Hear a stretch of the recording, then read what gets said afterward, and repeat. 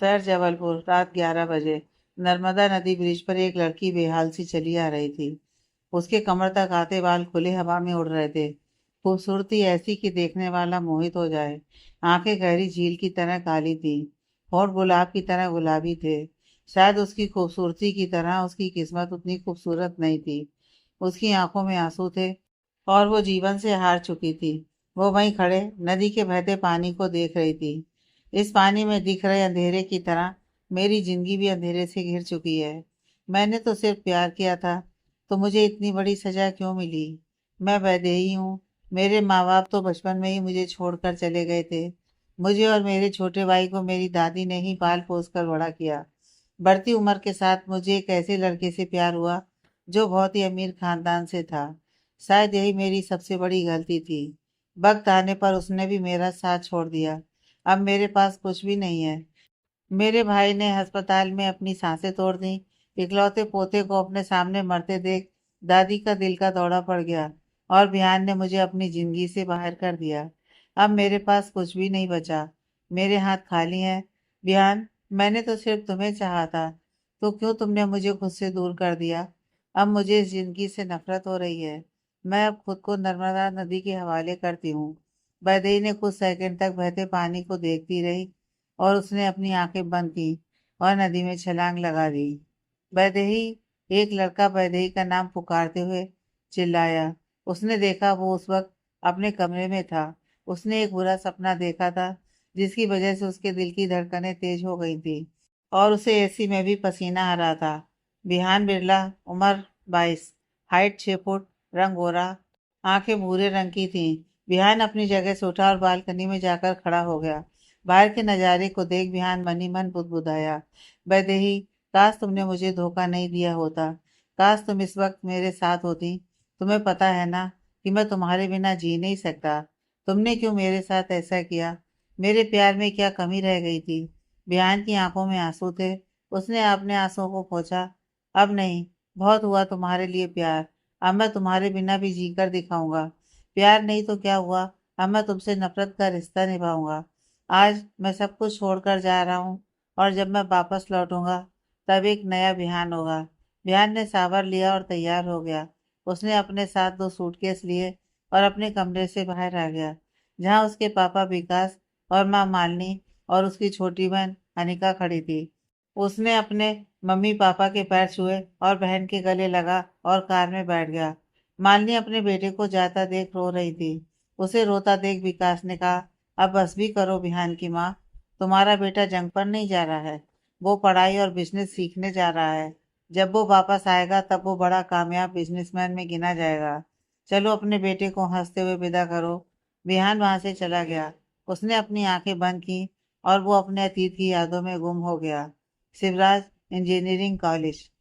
Vihaan second years का student था और वो अपने दोस्तों के साथ बैठा हुआ था। उसके सारे दोस्त लड़कियों को ताड़ रहे थे, लेकिन विहान अपनी किताब में छुपा हुआ था। अरे नहीं, वो पढ़ाई नहीं कर रहा था। वो बस अपनी बाइक पर लेटा हुआ था और उसके चेहरे पर लग रही धूप को रोकने के लिए उसने किताब को ऊपर रखा था।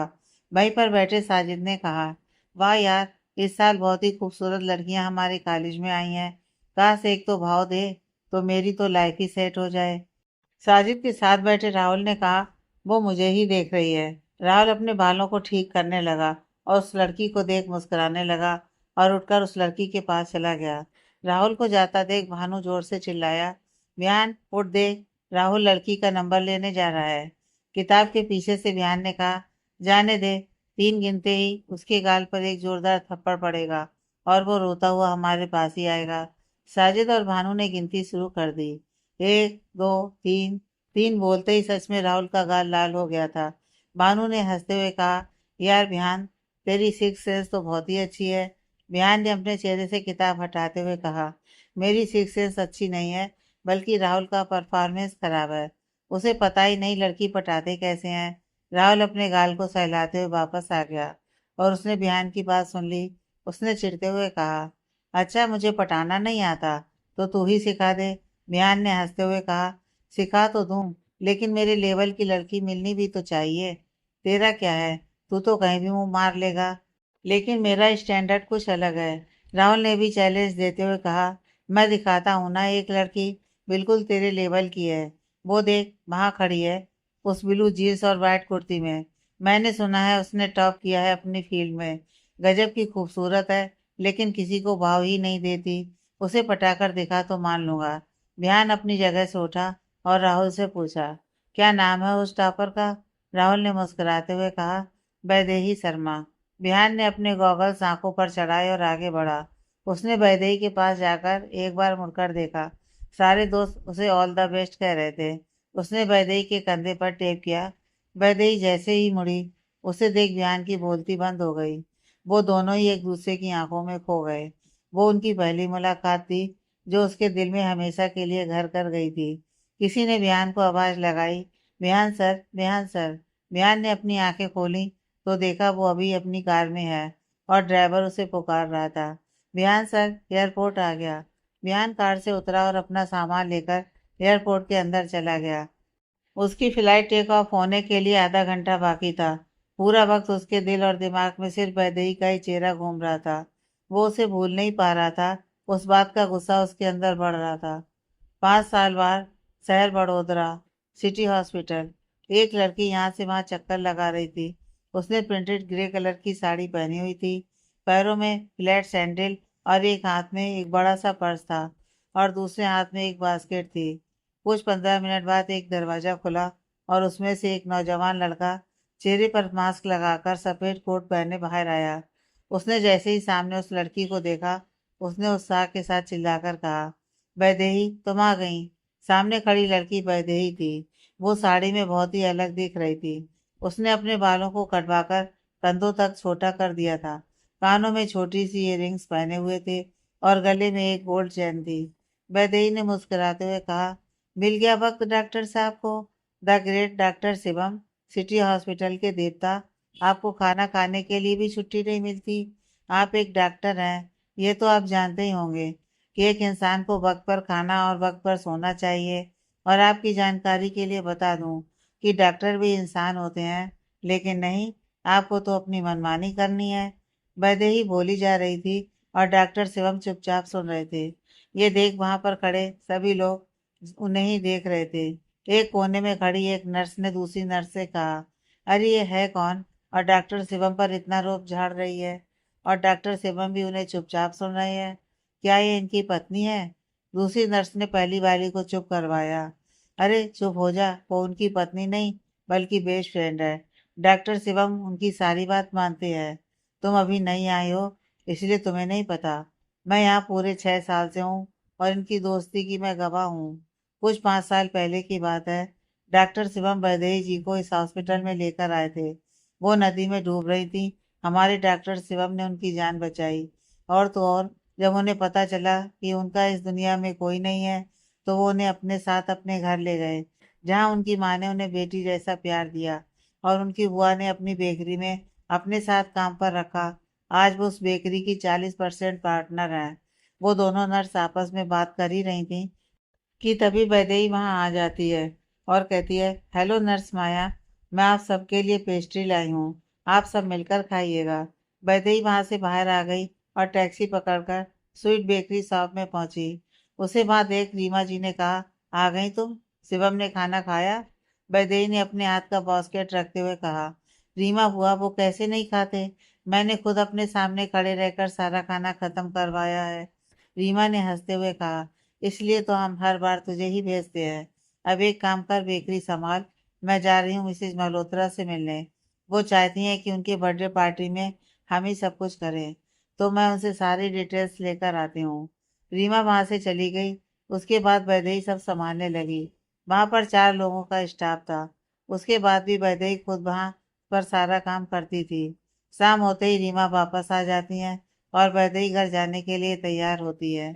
वो अपना बैग लेती है और टैक्सी पकड़कर वापस आ जाती है। बसंत बिला, वैदेही जैसे ही अंदर दाखिल होती है, वो देखती है कि शिवम की माँ कलावती रसोई में खाने की तैयारी कर रही थी। वो तुरंत सीढ़ियाँ चढ़ते हुए अपने कमरे में गई और अपना बैग रखा और फ्रेश होने चली गई। वो बाहर आई और कलावती की रसोई में मदद करने लगी। आंटी आप रहने दीजिए, मैं सब कर लूंगी। आप जाइए और आराम करिए, कलावती ने हंसते हुए कहा। मैं क्या तुम्हें बुढ़ी दिख रही हूँ? जो मैं थक जाऊंगी। मैं तो कहती हूँ तुम जाकर आराम करो। तुमने घर के बाहर जाकर भी काम किया है, तुम थक गई होगी।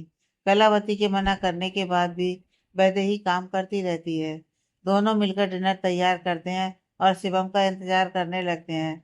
वैदेही ने रीमा और कलावती से कहा, बुआ, आंटी, आप दोनों खाना खा लीजिए। मैं शिवम आएंगे तो मैं उन्हें परोस दूंगी। वैदेही की बात सुन कलावती और रीमा खाना खा लेते हैं, लेकिन वैदेही वहीं बैठकर शिवम का इंतजार करती है। शिवम रात के 10:30 बजे घर लौटता है और देखता है कि वैदेही वही डाइनिंग टेबल पर ही सो रही है।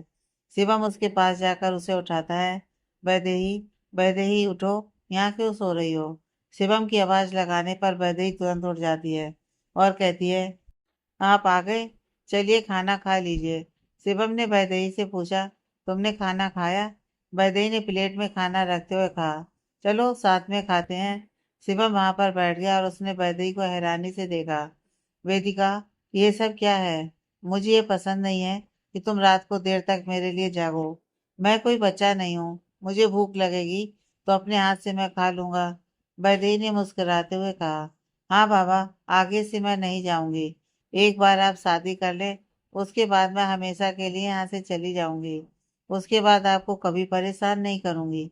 शिवम ने चिढ़ते हुए कहा, प्लीज यार, ये बार बार जाने की धमकी क्यों देती रहती हो? तुम कहीं नहीं जाने वाली, तुम यहीं रहोगी। तब तक तो रहोगी जब तक तुम किसी से शादी करके उसके साथ नहीं चली जाती। वैदेही ने हंसते हुए कहा, आप मेरी चिंता क्यों कर रहे हैं? मुझे कोई लाइफ पार्टनर नहीं चाहिए, मुझे अकेले रहना है। और मैं हमेशा आप लोगों पर बोझ बनकर तो नहीं रह सकती ना। इसलिए मैं अकेली रहने की कोशिश करूंगी, ताकि आगे चलकर मैं खुद की जिम्मेदारी लेने के लिए तैयार हो सकूं। आप टेंशन मत लीजिए, मैं कभी कभी आपसे मिलने आ जाया करूंगी। चुपचाप खाना खाकर सो जाओ और ये यहाँ से जाने के सपने देखना छोड़ दो, वरना मैं बड़ा सा इंजेक्शन लेकर तुम्हारे पीछे पड़ जाऊंगा, समझी? वैदेही हंस पड़ी। ये जिंदगी आपकी ही देन है, आप चाहें वो कर सकते हैं। मैं तो चली गई थी खुदकुशी करने के लिए, नदी में कूद भी गई थी, लेकिन आपने मुझे बचाया और जीने के लिए प्रेरित किया, वरना मैं तो अपना सब कुछ खो चुकी थी। वो आप हैं जो मुझे इतना अच्छा परिवार मिला, आपके रूप में एक अच्छा दोस्त मिला। इतना लकी कौन होता है इस दुनिया में, बताइए? शिवम ने प्लेट में हाथ धोते हुए कहा, तुम मुझे अपना सच्चा दोस्त तो मानती हो, लेकिन आज तक तुमने मुझे ये कभी नहीं बताया कि तुमने खुद को मारने की कोशिश क्यों की। ऐसा क्या हुआ था तुम्हारे साथ कि तुम्हें ऐसा कदम लेने के लिए मजबूर होना पड़ा? तुम्हारे परिवार, दोस्त, रिश्तेदार, तुमने किसी के बारे में कुछ नहीं बताया। क्या तुम्हें मुझ पर विश्वास नहीं है? वैदेही खामोश थी। उसने धीरे से कहा, ऐसा नहीं है, मैं बस अपने जख्मों को कुरेदना नहीं चाहती, लेकिन एक दिन मैं आपको सब कुछ बताऊंगी। शिवम अपनी जगह से उठा, ठीक है, मुझे उस दिन का इंतजार रहेगा।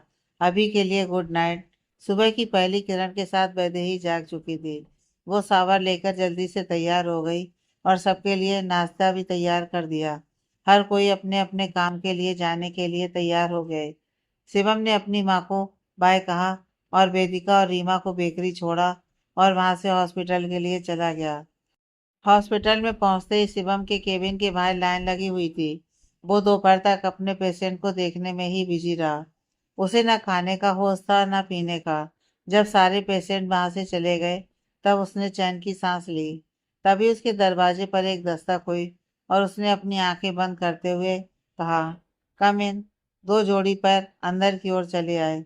उस लड़की ने हॉस्पिटल की नर्स की ड्रेस पहनी हुई थी। उसने अपने हाथ में रखी फाइल्स टेबल पर रखी और शिवम को देखने लगी। वो शिवम के पास गई और हल्के से उसके कंधे पर हाथ रख दिया, जिससे शिवम ने तुरंत अपनी आंखें खोल दी। कौन है?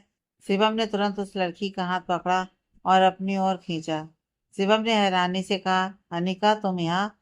अनिका बिरला, हाइट 5 फुट, रंग गोला, करली बाल, नीली आंखें। अनिका ने शिवम का हाथ पकड़ा और उसकी गोद में बैठ गई। शिवम ने घबराते हुए कहा, अनिका, ये क्या कर रही हो तुम? ये मेरे काम करने की जगह है, किसी ने देख लिया तो? चलो उठो यहाँ से। और तुमने ये नर्स की ड्रेस क्यों पहनी है? अनिका ने शिवम के गले में अपनी बाहें डालते हुए कहा, ऐसे कैसे? मैंने तुमसे मिलने के लिए कितने पापड़ बेले हैं, तुम आसानी से मिलते कहाँ हो? लेकिन अभी हाथ में आए हो तो इतनी आसानी से छोड़ने नहीं वाली। शिवम ने अनिका को कसकर पकड़ लिया। बोलो मेरी जान, तुम्हें क्या चाहिए? अनिका मुस्कुराई। मुझे एक किस चाहिए। चलो जल्दी से दे दो। शिवम मुस्कुराया। इसके लिए तो मेरे पास टाइम ही टाइम है। शिवम धीरे से अनिका के होठों की तरफ बढ़ा। अनिका ने सहमति दिखाते हुए अपनी आंखें बंद कर लीं, लेकिन वो उसके होठों को छू पाता उससे पहले ही दरवाजे पर किसी की दस्तक हुई। शिवम हड़बड़ाया और तुरंत अनिका को खुद से दूर किया। शिवम ने घबराते हुए, तुम यहाँ छुप जाओ। अनिका ने गुस्से से कहा, मैं तुम्हारी गर्लफ्रेंड हूँ, ये कोई छुपाने वाली बात नहीं है। मेरी जान, इस वक्त तुम यहाँ टेबल के नीचे छुप जाओ। इस बारे में हम बाद में बात करेंगे। शिवम ने तुरंत अनिका को टेबल के नीचे छुपा दिया। अनिका जैसे ही टेबल के नीचे छुपी, दरवाजा खोलकर वैदेही अंदर आ गई। शिवम, आप नीचे क्या देख रहे हैं? शिवम की आंखें बड़ी हो गईं और उसने बात बदलते हुए कहा, वो मैं तो पेन उठा रहा था। वैसे तुम जरूर खाना लेकर आई होगी ना? वैदेही ने हंसते हुए कहा, हाँ, आंटी ने आपके लिए खाना भेजा है। मैं प्लेट में निकाल देती हूँ। आप जल्दी से हाथ धोकर आ जाइए। वैदेही, तुम कितना काम करती हो? यूं रोज रोज खाना मत लाया करो, ठीक है? यहाँ कैंटीन में खाना मिलता है। शिवम ने कोशिश की कि वैदेही को पता ना चले कि अनिका वहां पर है। अच्छा ठीक है, मैं नहीं लेकर आऊंगी, लेकिन सोच लीजिए मैं नहीं आई तो आंटी लेकर आ जाएंगी। उसके बाद बोलिएगा मत कि माँ ने ऐसा किया, माँ ने वैसा किया। वैदेही ने प्लेट में खाना परोसा और शिवम के हाथ में दिया। अच्छा अच्छा ठीक है, मैं खा लूंगा। तुम जाओ, तुम्हें बेकरी में बहुत काम होगा ना? शिवम ने वैदेही को वहां से जाने के लिए कह दिया। वैदेही ने कहा, हाँ मुझे याद आया, मैं हमेशा एक ही प्लेट लेकर आती हूँ, लेकिन आप दोनों मिलकर एक ही प्लेट में खाना खा सकते हैं। शिवम ने हिचकिचाते हुए पूछा, कौन दोनों? और कौन, आप और आपके टेबल के नीचे छुपी आपकी पेन। वैदेही हंसने लगी। शिवम ने अपनी नजर नीची कर ली। वैदेही ने टेबल के नीचे छुपी अनिका को बाहर आने के लिए कहा, अब बाहर आ जाओ, तुम्हारी चोरी पकड़ी गई है। अनिका बाहर आ गई और मुस्कुराने लगी। देखो मेरी गलती नहीं है, यह सब शिवम ने किया। वैदेही ने नाराजगी जताते हुए कहा, यह सब क्या है? आप दोनों कब तक छुप कर मिलने वाले हो? आप दोनों कोई स्कूल के बच्चे थोड़ी हो। शिवम, आप दोनों शादी करने वाले हो या नहीं? अनिका, तुमने अपनी फैमिली में बताया कि नहीं? अनिका ने कहा, मैं तो कब से तैयार हूँ, लेकिन यह शिवम ही है जो मुझे हाँ नहीं बोल रहा है। आज मैं यही कहने आई थी कि मेरे पापा शिवम से मिलना चाहते हैं, लेकिन इसके पास तो वक्त ही नहीं है। वैदेही ने हंसते हुए कहा, अब मैं क्या कहूँ? मैं तो एक दोस्त की हैसियत से बस इतना कह सकती हूँ कि जल्दी से शादी कर लो, ताकि खाना लाने की ड्यूटी से मैं रिजाइन दे सकूं। शिवम ने कहा, ऐसा नहीं है कि मुझे शादी नहीं करनी, लेकिन मेरा काम ऐसा है कि मेरे पास खुद के लिए टाइम नहीं रहता, तो अनिका को कैसे टाइम दूंगा? मुझे थोड़ा टाइम दो, मैं अपने सारे काम निपटा लूं। उसके बाद हम अच्छे से इस बारे में प्लानिंग करेंगे। अनिका मुस्कुराते हुए वैदेही के पास चली गई। देखा वैदेही, ये कैसे बहाने बना रहा है, इसे मुझसे शादी ही नहीं करनी है। अनिका ने शिवम को समझाते हुए कहा। शिवम, एक बार अनिका की फैमिली से मिल लो ना, उसके बाद तुम दोनों अच्छे से बात कर लेना। अब आप दोनों खाना खा लो, मैं चलती हूँ। अनिका ने वैदेही को रोकते हुए कहा, रुको वैदेही, मैं भी आ रही हूँ। मैं तुम्हें बेकरी छोड़ दूंगी। शिवम, हम बाद में बात करेंगे। अनिका और वैदेही वहां से बाहर आ गए। अनिका ड्राइविंग सीट पर बैठ गई और वैदेही पैसेंजर सीट पर बैठ गई। अनिका ने कार चलाते हुए कहा, वैदेही, तुमने शिवम से बात की? वैदेही ने देखा अनिका के बोलने का ढंग बिल्कुल ही बदल गया था, लेकिन वो ज्यादा हैरान नहीं हुई, क्योंकि वो जानती थी कि अनिका सिर्फ शिवम के सामने ही उसके साथ अच्छे से बर्ताव करती है, लेकिन जब वो दोनों अकेले रहते हैं तो उसके साथ अच्छे बात नहीं करती है। वैदेही भी शिवम के लिए अनिका से कुछ नहीं कहती है और उसकी सारी बातें सुन लेती है। हाँ, मैंने कहा उससे कि मैं उसका घर छोड़ रही हूँ, लेकिन अनिका ने हड़बड़ाते हुए कहा, लेकिन क्या? देखो वैदेही, मुझे तुम्हारी और शिवम की दोस्ती बिल्कुल भी पसंद नहीं है। मुझे सिर्फ शिवम से मतलब है, और शादी के बाद उसकी फैमिली से, और तुम उसकी फैमिली नहीं हो। वैदेही ने शांत आवाज में कहा, हाँ जानती हूँ कि मैं उनकी फैमिली नहीं हूँ, लेकिन वो मेरे लिए फैमिली से बढ़कर है। मैं ये बात साफ कर दूं तुम्हें कि मैंने बस वो घर छोड़ने के लिए हाँ कहा है, उनसे रिश्ता तोड़ने के लिए नहीं। वैदेही ने अपनी बात खत्म की ही थी कि वो बेकरी पहुंच गए। वैदेही ने अनिका से कहा, अनिका, अपने प्यार पर जो विश्वास नहीं करता वो कभी भी अपने पार्टनर का साथ नहीं देता है। प्यार दिल है तो विश्वास धड़कन। अगर धड़कन ही ना हो तो दिल का कोई अस्तित्व ही नहीं रहता। मेरी बात पर गौर करना जरूर। वैदेही कार से उतरकर चली गई। वैदेही की बात सुन अनिका को गुस्सा आ रहा था। उसने स्टेयरिंग को कसकर पकड़ रखा था। बड़ी आई मुझे समझाने, खुद को समझती क्या है। अगर शिवम की बात नहीं होती तो मैं उसकी औकात चुटकियों में दिखा देती। अनिका ने कार स्टार्ट की और वहां से चल पड़ी। शिवम की माँ कलावती और बुआ रीमा एक जगह बैठे बातें कर रहे थे। तभी वहां वैदेही और शिवम आ जाते हैं। शिवम वैदेही को कोनी मारते हुए धीरे से फुसफुसाते हुए कहता है, तुम बोलो ना, मुझे डर लग रहा है। वैदेही ने चिढ़ते हुए धीरे से कहा, मैं क्यों कहूँ, ये आपकी प्रॉब्लम है, मुझे बीच में क्यों ला रहे हैं। शिवम ने तिरछी नजरों से माँ और बुआ को देखा और छुपते हुए वैदेही के सामने हाथ जोड़े। प्लीज मेरी मदद करो, उसके बदले में तुम जो बोलोगी वो मैं करूँगा, प्लीज। वैदेही ने कहा, ठीक है, लेकिन आप मेरा साथ देना। वैदेही कलावती की तरफ रुख करती है। आंटी, वो कुछ बात करनी है। कलावती ने, हाँ बोलो, वैदेही ने हिचकिचाते हुए कहा। तो वो बात यह थी कि शिवम बताने वाले हैं। बोलिए शिवम, शिवम ने हंसते हुए कहा। वो माँ, वो बात यह है कि वो। वैदेही, तुम बोलो। कलावती ने नाराजगी से कहा, ये क्या है, कभी कहते हो तुम बोलो, वो कहती है आप बोलो। ऐसी कौन सी बात है, साफ साफ बोलो तुम दोनों।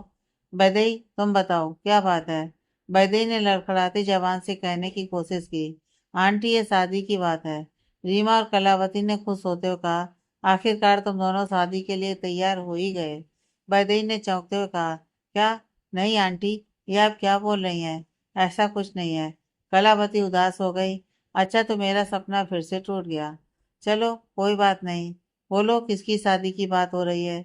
शिवम ने हंसते हुए अपने बाल खुजलाने लगा। वो माँ, वो उस लड़की का नाम अनिका है और हम दोनों साथ। शिवम कहते हुए चुप हो गया। कलावती ने नाराजगी से कहा, क्या अनिका, मतलब तुमने कोई और लड़की ढूंढ ली। रीमा भी नाराज थी। हमें लगा तुम दोनों एक दूसरे से शादी करोगे, लेकिन यहाँ तो तुमने सरप्राइज ही दे दिया। शिवम कलावती के पास जाकर बैठ गया। माँ, मैं और वैदेही बस दोस्त हैं। और रही अनिका की बात, तो वो बहुत ही अच्छी लड़की है और हम एक दूसरे को प्यार करते हैं और शादी करना चाहते हैं। अनिका के मम्मी पापा मेरी फैमिली से मिलना चाहते हैं। आप मिलोगे ना उनसे। पापा के जाने के बाद आप मेरे जन्म देने वाली माँ है और बुआ पालने वाली माँ है। आप दोनों ही मेरे लिए सब कुछ हैं। जब तक आप दोनों हाँ नहीं करते तब तक मैं भी आगे नहीं बढ़ूंगा। कलावती और रीमा को शिवम के लिए वैदेही पसंद थी। उन्हें लगा था कि वैदेही और शिवम की दोस्ती एक दिन प्यार में बदल जाएगी, लेकिन ऐसा नहीं हुआ। कलावती ने अपने बेटे के सामने हार मान ली और अनिका के परिवार से मिलने के लिए तैयार हो जाएंगे।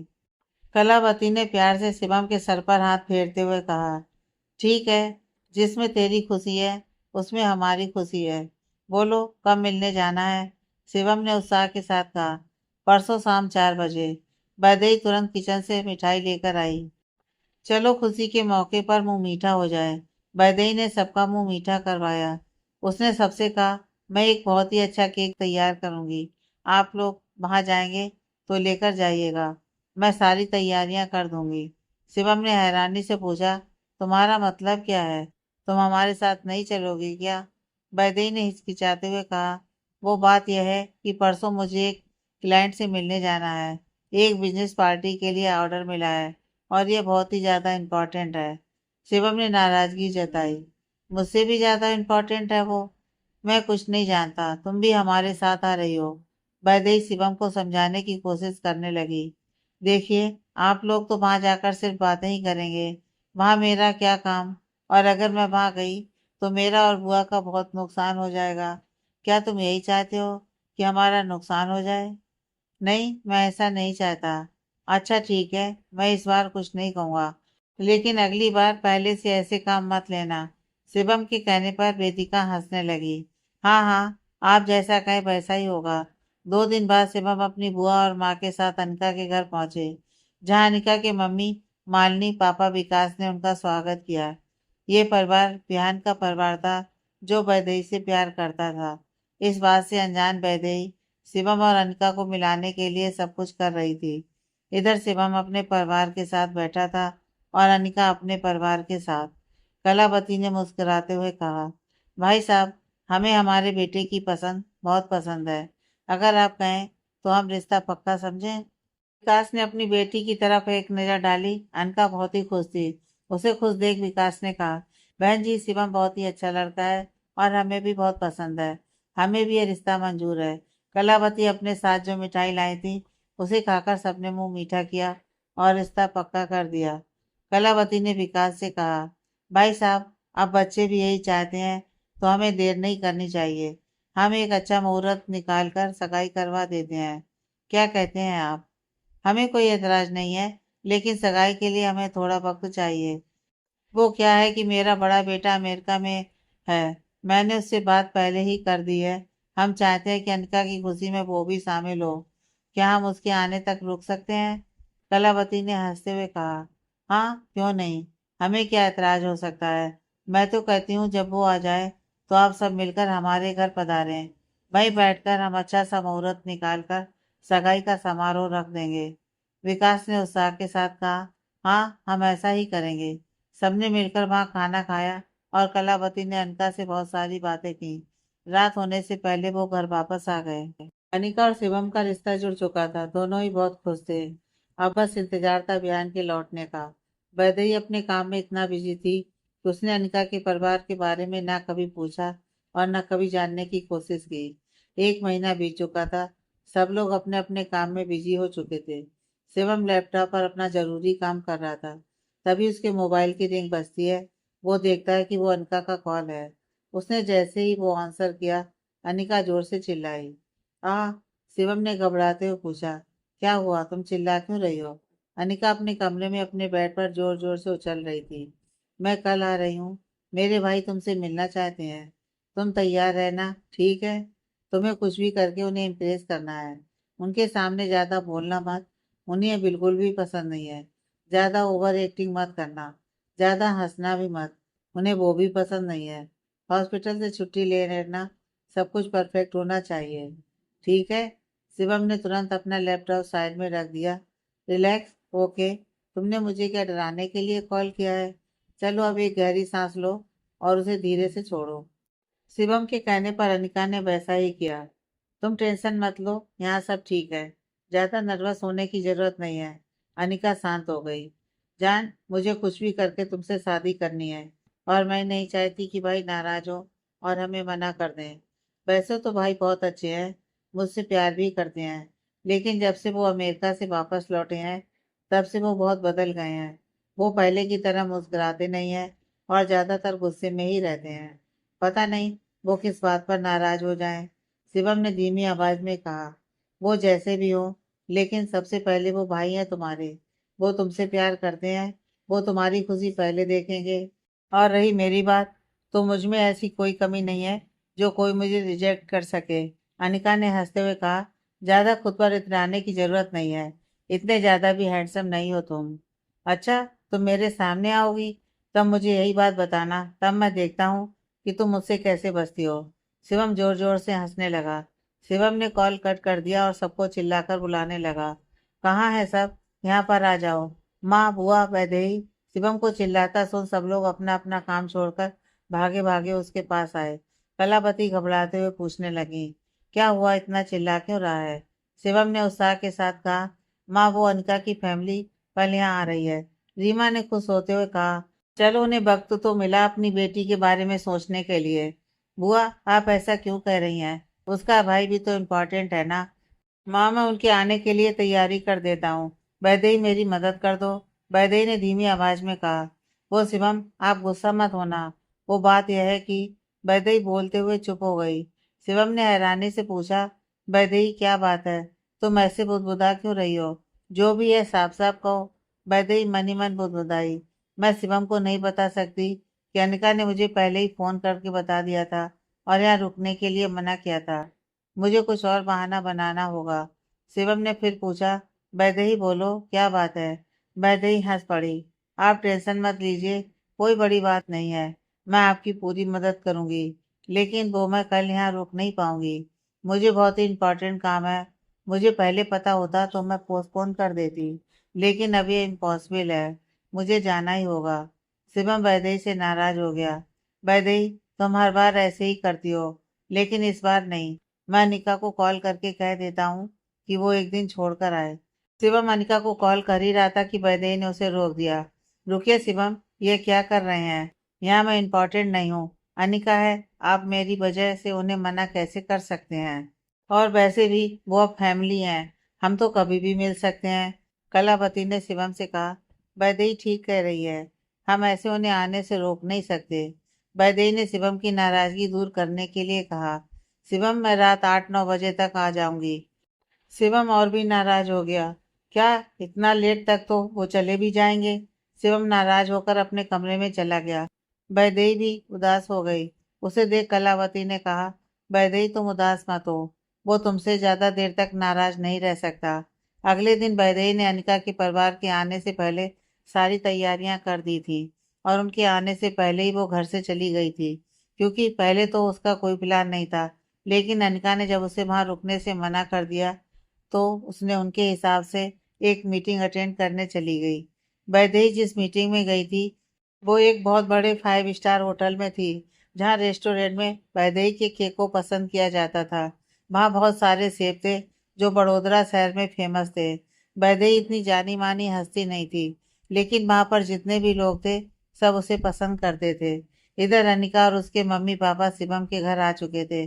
शिवम ने देखा अनिका का भाई जो आने वाला था वो आया नहीं था। अनिका, तुम्हारा भाई नहीं आया?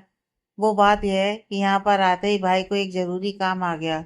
बहुत जरूरी नहीं होता तो वो कभी नहीं जाते।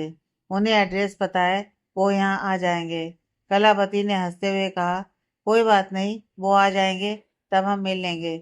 सबसे बड़ी बात यह है कि हमारे घर की होने वाली बहू आज पहली बार अपनी ससुराल आई है। आओ यहाँ पर बैठ जाओ। मालिनी भी आराम से बैठ गई। वैसे तो शिवम ने बिहान से वीडियो कॉल पर बात कर ही ली है और वो शिवम को पसंद भी करता है। वो कह रहा था कि उसका इंतजार ना करें और एक अच्छा मुहूर्त निकाल दें शादी के लिए। मालिनी की बात सुन सब लोग बहुत खुश हो गए। कलावती ने मुस्कुराते हुए कहा। हमें तो पहले ही पता था, इसलिए वैदेही ने पंडित जी को कॉल कर दिया था। वो कभी भी आते ही होंगे। मालिनी ने पूछा। आप सब वैदेही की हमेशा बात करते हैं, लेकिन हम अब तक मिले नहीं हैं। कहाँ है वो? हम भी तो देखें कौन है ये वैदेही। वो बात यह है कि उसे बहुत जरूरी काम था, इसलिए यहाँ रुक नहीं पाई, लेकिन शाम तक वो आ जाएगी। वो हमारे लिए बहुत ही खास है। अगर वो ना हो तो हमारा दिन आगे ही ना बढ़े। वो अकेले ही सारा घर संभालती है। सबके मुंह से वैदेही की तारीफ सुन अनिका को बिल्कुल भी अच्छा नहीं लग रहा था, लेकिन उसने अपने चेहरे से हंसी को गायब नहीं होने दिया। वैदेही अपनी मीटिंग में बैठी हुई थी। वहां पर हर कोई अपने अपने नई रेसिपी के बारे में बात कर रहे थे। वहीं पर एक मोटा सा आदमी बैठा हुआ था। वो अपनी जगह से उठा और बोलने लगा। इस बार हमारी कमेटी एक कंपटीशन रखने का सोच रही है। उसमें जो भी जीतेगा उसे ईयर ऑफ द स्वीट का खिताब दिया जाएगा। तो क्या कहते हैं आप सब? सब लोगों ने हाथ उठाकर अपनी सहमति दी। वहां की मीटिंग खत्म कर वैदेही होटल से जैसे ही बाहर आई, वो कुछ देर के लिए वहीं खड़ी रही। उसकी नज़र वहां पर खेल रहे एक बच्चे पर गई। उस बच्चे की उम्र कम से कम 12 साल की थी। वो लड़का वहां पर स्केटिंग कर रहा था। उसे देख वैदेही को अपने छोटे भाई की याद आ गई। वैदेही उसे देख मुस्कुरा रही थी। तभी उसने देखा वो लड़का सीढ़ियों की तरफ बढ़ रहा था। वो डर गई कि वो बच्चा वहां से गिर जाएगा। वो उसे बचाने के लिए उसके पास भागी, लेकिन वो उस लड़के को रोक पाती उससे पहले उस लड़के ने अपना रास्ता बदल दिया और वैदेही खुद का बैलेंस खो बैठी और वो उन सीढ़ियों के पास आकर लड़खड़ाने लगी। वो गिरने ही वाली थी कि किसी मजबूत हाथों ने उसका हाथ पकड़ लिया और अपनी ओर खींच लिया। दूसरे ही पल वो किसी की बाहों में थी। उस इंसान ने वैदेही को कसकर पकड़ रखा था। वैदेही को उस इंसान की खुशबू जानी पहचानी सी लगी। वो उस स्पर्श को तुरंत पहचान गई और उसका दिल जोर से धड़क उठा। वो उस इंसान से अलग हुई। उसका शक सही निकला। उसके सामने बियान खड़ा था। वैदेही और बियान फिर एक बार आमने सामने थे। वो एक दूसरे को देख रहे थे। वो पल बहुत ही खूबसूरत था। बियान को देख वैदेही की आंखों में आंसू थे और होठों पर मुस्कान थी, लेकिन बियान के चेहरे पर कोई भाव नहीं थे। मीना नाम की एक औरत वहां दौड़कर वैदेही के पास आ गई। वैदेही की उससे बहुत अच्छी दोस्ती थी। मीना ने घबराते हुए कहा। वैदेही, क्या तुम ठीक हो? मैं तो कितना डर गई थी पता है। अच्छा हुआ सर ने तुम्हें बचा लिया। Hello sir, thank you so much, आपने वैदेही को गिरने से बचा लिया। बिहान ने बिना कोई भाव के कहा, अगर मुझे पहले पता होता कि मैं किसको बचा रहा हूँ तो मैं खुद इन्हें धक्का मार देता। बिहान का बर्ताव देख वैदेही कुछ बोल नहीं पाई, लेकिन मीना को यह बहुत अजीब लगा। उसने नाराजगी से कहा, आप ऐसा कैसे बोल सकते हैं। बिहान ने अपनी आंखों पर गॉगल चढ़ाए और वहां से जाने लगा। वैदेही बिहान को वहां से जाता हुआ देख रही थी। बिहान के यूं अचानक से सामने आने से वैदेही सदमे में थी। वो खुद को संभाल नहीं पा रही थी। वो वापस घर जाने के लिए मीना के साथ कार में बैठ गई। वैदेही खिड़की से बाहर देखते हुए अपने अतीत की यादों में कहीं दूर चली गई। वैदेही अपने कॉलेज के पहले दिन अपने दोस्तों के साथ कड़ी बातें कर रही थी। तभी किसी ने उसके कंधे पर टेप किया। उसने मुड़कर देखा तो सामने एक हैंडसम लड़का खड़ा था, जिसे देख वैदेही उसे देखती ही रह गई। ज्ञान और वैदेही बहुत देर तक एक दूसरे को देखने लगे। ये देख वहीं खड़ी वैदेही की दोस्त गीता ने हल्के से खांसा और वो दोनों होश में आ गए। बिहान ने अपने बालों में हाथ फेरते हुए कहा, आई एम बिहान। वैदेही ने मुस्कुराते हुए कहा, हाय, मैं वैदेही। दोनों ने एक दूसरे से हाथ मिलाया। दोनों ही एक दूसरे को छोड़ना नहीं चाहते थे, लेकिन अचानक से वहां की बेल बजी और गीता वैदेही को खींचते हुए वहां से ले गई। मीना ने वैदेही को आवाज लगाई और वो होश में आ गई। उसने देखा वो बसंत विला के बाहर थी। उसने अपनी गाड़ी में वक्त देखा, रात के 8 बज गए थे। अब तक तो वो लोग चले गए होंगे। वैदेही घर के अंदर चली गई। अंदर जाकर देखा तो उसका सोचना गलत था। अनिका और उसका परिवार वहीं पर थे। वो सोच ही रहे थे वो उन्हें देखें उससे पहले वो वहां से चली जाए। उसने धीरे से अपने कदम पीछे लेने लगी। वो बिना देखे पीछे हट रही थी और उसका पैर उसी की साड़ी में अटक गया और वो लड़खड़ाने लगी। वो गिरने ही वाली थी और उसके मुंह से चीख निकल गई, लेकिन किसी ने उसे पकड़ लिया। वैदेही ने देखा तो वो बिहान की बाहों में थी। वैदेही उसे बड़ी बड़ी आंखों से देख रही थी। यह कोई सपना है या सच? क्या यह सच में बिहान है या मुझे वहम हो रहा है? वैदेही को समझ नहीं पा रही थी कि तभी बिहान ने अपना हाथ छोड़ दिया और उसे नीचे गिरा दिया। वैदेही जल्दी से उठी और बिहान पर गुस्सा करने लगी, तुमने मुझे गिराया क्यों? मुझे चोट लग गई। बिहान खामोश खड़ा रहा। उसने एक नजर वैदेही को देखा। उसे देख ऐसा लग रहा था जैसे वो उसे कच्चा चबा जाएगा। उसने अपनी भारी आवाज में कहा, तुम मेरा पीछा कर रही हो? वैदेही ने हंसते हुए कहा, क्या कहा? मैं तुम्हारा पीछा कर रही हूँ? लगता है तुम अभी नींद में हो, या फिर तुम मेरा पीछा कर रहे हो और इल्जाम मुझ पर लगा रहे हो। क्यों? बकवास। मुझे तुम्हारे पीछे आने में कोई दिलचस्पी नहीं है। मुझे तुम्हारी शक्ल भी नहीं देखनी। मुझे अनजान लोगों से कोई मतलब नहीं है जो पैसों के लिए कुछ भी कर सकते हैं। बिहान ने अपनी बात खत्म की और घर के अंदर चला गया। बिहान की बात सुन वैदेही के दिल को ठेस पहुंची। वो समझ चुकी थी कि बिहान आज भी कुछ नहीं भूला है और वो उससे नफरत करता है। वैदेही के दिमाग में अचानक से सवाल उठा, बिहान यहाँ क्या कर रहा है? और वो अंदर भी चला गया। उसे देख लगा नहीं कि वो मेरे लिए है यहाँ, तो फिर वो क्यों यहाँ है? इतने साल बाद वो यूं अचानक से मेरे सामने है, वो भी मेरे घर में। क्यों? मुझे देखना होगा। उसने अगर मेरे अतीत के बारे में कुछ उल्टा पुल्टा बोल दिया तो सबको समझाना भारी पड़ जाएगा। वैदेही भागते हुए अंदर गई तो देखा बिहान सबके साथ खड़ा था। वो जैसे ही अंदर गई वहां सन्नाटा छा गया और सब लोग उसे देखने लगे। वैदेही मन ही मन बुदबुदाई, लगता है इसने कुछ ऐसा कहा है जिससे सब लोग मुझे ऐसे देख रहे हैं। पता नहीं मैं शिवम को कैसे मना पाऊंगी। क्या वो मेरा यकीन करेगा? मुझे मुश्किल से एक फैमिली मिली थी, क्या वो मुझसे छिन जाएगी? वैदेही अपनी अटकलें लगाती हुई आगे बढ़ रही थी। शिवम सबके बीच में से निकलकर वैदेही के पास आया। वैदेही, ये सब क्या है? तुम? शिवम आगे कुछ बोल पाता उससे पहले ही वैदेही ने बोलना शुरू कर दिया। शिवम, मैं आपको सब समझाती हूँ। मेरी गलती नहीं थी वो तो। Okay okay, relax. मुझे पता है तुम्हारी गलती नहीं है। तुमने तो पहले ही कहा था कि तुम्हें देर हो जाएगी। मुझे तो बस फिक्र हो रही थी कि तुम अब तक आई क्यों नहीं। चलो, अब आ गई हो तो मैं तुम्हें अनिका की फैमिली से मिलवाता हूँ। शिवम वैदेही को सबके सामने ले गया। वैदेही ने तिरछी नजरों से बिहान को देखा। वो उसे ही देख रहा था। जितना वो बिहान को वहां देख हैरान थी, उतना ही बिहान भी हैरान था। शिवम ने अनिका के पापा के पास जाकर खड़ा कर दिया। वैदेही, ये अनिका के पापा हैं और ये मम्मी है। इनसे मिलो, ये है अनिका के बड़े भाई बिहान। वैदेही ने हैरानी से बिहान को देख मन ही मन बुदबुदाई, अनिका का बड़ा भाई? शिवम ने वैदेही के कंधे पर हाथ रखते हुए कहा, इनसे मिलिए। यह है वैदेही, मेरी दोस्त, मेरी बंधु। ये हमारे साथ हमारे घर में रहती हैं। ये मेरी फैमिली की बहुत खास सदस्य हैं। बिहान की नज़र शिवम के हाथों पर थी, जो उसने वैदेही के कंधे पर रखे थे। वैदेही ने फिर एक बार बिहान को तिरछी नजरों से देखा और शिवम को देखने लगी। उसने अपने कंधे से शिवम के हाथ को हटाते हुए कहा, यह तो आपका बड़प्पन है। वैसे मैं इतनी भी खास नहीं हूँ। मैं बहुत लकी हूँ जो मुझे ऐसा परिवार मिला है। अब तो अनिका भी इस परिवार का हिस्सा बनने वाली है। यह बहुत खुशी की बात है। माफ करिएगा, मैं थक गई हूँ। मैं अपने कमरे में जा रही हूँ।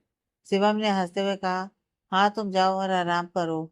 वैसे भी अब अनिका और उसकी फैमिली यहीं रहने वाली है। वैदे ने हिचकिचाते हुए पूछा, क्या? क्या मतलब? शिवम ने कहा, वो अनिका और मेरी सगाई 2 दिन बाद है और इसके लिए सब लोग हम साथ ही रहेंगे। वैदेही वहां से अपने कमरे में जाने लगी। उसने कभी सोचा भी नहीं था कि एक दिन में सब कुछ बदल जाएगा। जिससे वो दिलो जान से प्यार करती थी, जिसके लिए वो मरने के लिए भी तैयार थी, जिसने उसे खुद से दूर कर दिया था, आज वो एक छत के नीचे खड़े थे और अब रोज उसे उसका सामना करना पड़ेगा। वैदेही अपने कमरे में जाकर अंदर से दरवाजा बंद कर देती है। उसने जो अब तक अपने आंसुओं को रोक रखा था, वो अकेले में उसे रोक नहीं पाई और वहीं बैठकर रोने लगी। क्यों भगवान जी, क्यों मेरी परीक्षा ले रहे हैं? इतना कुछ गलत करने के बाद भी आपको चैन नहीं आया, जो फिर एक बार बयान को मेरे सामने लाकर खड़ा कर दिया। बड़ी मुश्किल से मुझे अपनी नई जिंदगी मिली थी। अनिका और शिवम के लिए मैं यहाँ से जाने वाली थी, लेकिन ठीक उससे पहले आपने बिहान को अनिका का भाई बनाकर यहाँ पर लाकर खड़ा कर दिया। क्यों?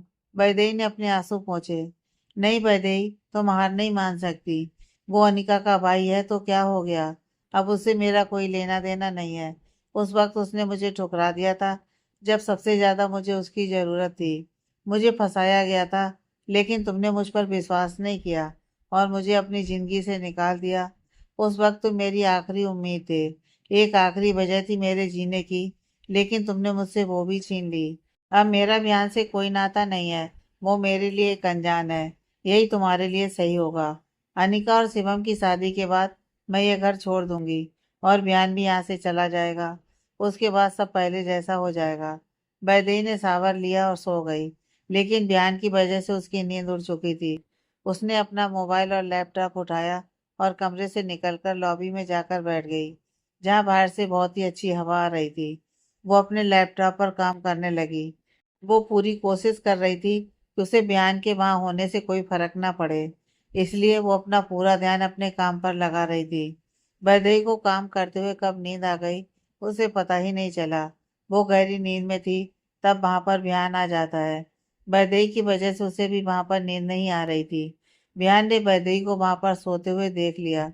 वो उसके पास गया और उसे सोते हुए देखने लगा। तुम सोते हुए कितनी मासूम दिख रही हो। तुम्हें देख कोई कह नहीं सकता कि तुम एक धोखेबाज हो। मुझे आज भी याद है कि तुमने पैसों के लिए मुझे धोखा दिया।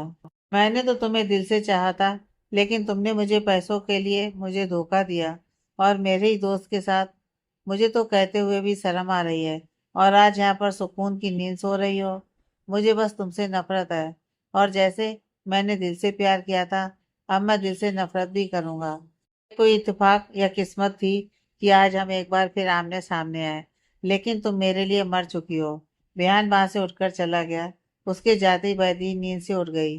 बिहान, बैदेही ने देखा वहां पर कोई नहीं था। मुझे लगा यहाँ पर बिहान है और मुझसे बातें कर रहा है। लगता है वो इस घर में है, इसलिए मुझे उसी के सपने आ रहे हैं। सुबह की पहली किरण के साथ बैदेही उठ गई और तैयार होकर बेकरी के लिए जाने लगी, लेकिन उसे पता नहीं था कि वो जैसे ही बाहर जाएगी, उसका सामना शिवम से हो जाएगा। शिवम ने बैदेही को जाते देख लिया। बैदेही, इतनी सुबह कहाँ जा रही हो? बैदेही अपनी जगह पर स्तब्ध सी रुक गई और अपने बैग पर अपने हाथ की पकड़ मजबूत कर ली। वो धीरे से मुड़ी और शिवम को देखा। शिवम, आप इतनी जल्दी उठ गए? शिवम वैदेही के पास आकर उसे शक्की नजरों से देखने लगा। तुम बात बदलने की कोशिश मत करो। इतनी सुबह कहाँ जा रही हो? वैदेही ने हंसते हुए कहा, वो मैं बेकरी जा रही थी। मैं जल्दी आ जाऊंगी। वैदेही जाने के लिए मुड़ गई। तभी शिवम ने कहा, मुझे पता था तुम यहाँ से भागने की कोशिश करोगी, इसलिए मैं यहाँ खड़ा था। आज पता चल गया कि वो मैं ही हूँ जो तुम्हें दोस्त मानता हूँ, लेकिन तुम मुझे अपना दोस्त नहीं मानती। वैदेही को बुरा लग रहा था। आप ऐसा क्यों बोल रहे हैं? एक आप ही तो हैं जिसे मैं अपना सच्चा दोस्त मानती हूँ। तो फिर मेरी खुशी में शामिल होने की बजाय तुम बेकरी क्यों जा रही हो? तुम्हें पता है ना कि मैंने डॉक्टर के सफ़ेद कोट के अलावा कोई रंग देखा ही नहीं है। कल मेरी सगाई है और आज कितनी सारी तैयारियां करनी है। तुम्हें मेरी मदद करनी चाहिए। लेकिन तुम हो कि आई एम सॉरी, मैं बेकरी नहीं जाऊंगी, ठीक है? वैदेही ने अपना पैक साइड में रख दिया। शिवम बहुत ही खुश हो गया। यह हुई ना बात। चलो मुझे एक अच्छी कॉफ़ी पिला दो। देखो किचन वहां पर है। वैदेही हंस पड़ी। हाँ हाँ मुझे पता है, बताने की जरूरत नहीं है। वैदेही और शिवम हंसी मजाक कर रहे थे, लेकिन उन्हें पता नहीं था कि बिहान एक जगह खड़े होकर देख रहा है और उससे वो बिल्कुल भी खुश नहीं था। वैदेही कॉफी बनाने के लिए किचन में चली गई। कॉफी बनाते हुए वो किसी सोच में डूब गई। सोचा था बेकरी चली जाऊंगी तो पूरा दिन वहीं निकाल दूंगी, जिससे बिहान से दूर रह पाऊंगी। लेकिन शिवम ने सुबह ही मुझे पकड़ लिया। अब चाह कर भी मैं जा नहीं सकती। अब पूरा दिन बिहान का मुंह देखना होगा। वैदेही ने खुद को अपनी सोच से दूर किया और जल्दी से कॉफी बनाई।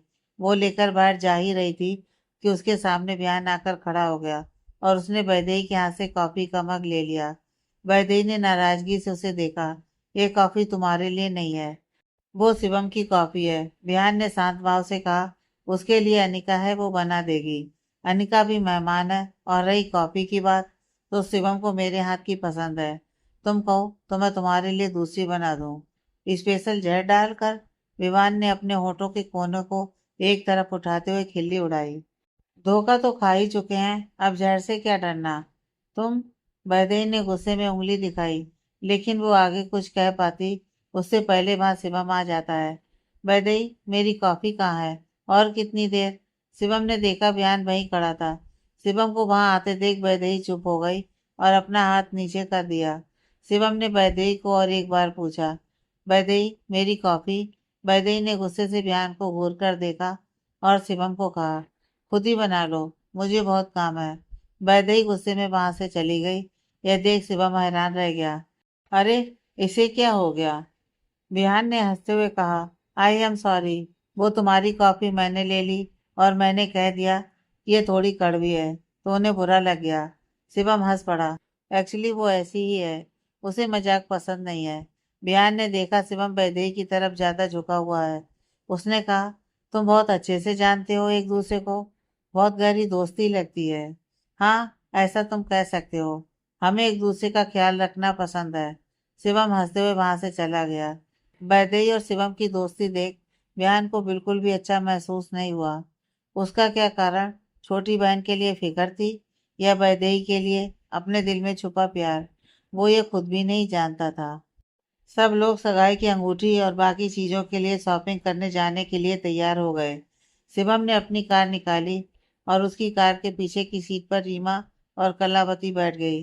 देई ने आगे की सीट पर बैठने के लिए उसने जैसे ही दरवाजा खोला, अनिका तुरंत जाकर वहां बैठ गई। अनिका ने हंसते हुए कहा, वैदेही, अब ये मेरी सीट है।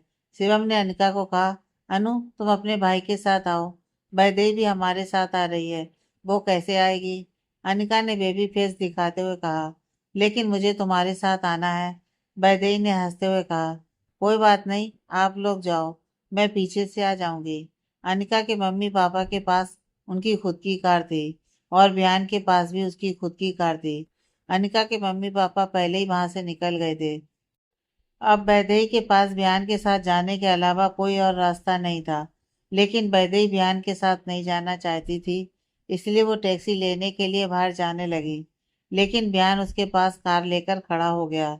चलो बैठो कार में। Thank you so much, but no thanks, मैं टैक्सी में आ जाऊंगी। वैदेही वहां से जाने लगी, लेकिन वो आगे बढ़ती उससे पहले ही बियान ने कहा, मुझे भी कोई शौक नहीं है तुम्हें अपने साथ ले जाने का, लेकिन शिवम ने मुझसे रिक्वेस्ट की कि मैं तुम्हें साथ लेकर आऊं, तो नाटक करना बंद करो और चुपचाप बैठ जाओ। विहान ने कार का दरवाजा खोल दिया। वैदेही ने कार के दरवाजे को जोर से धक्का देते हुए बंद किया।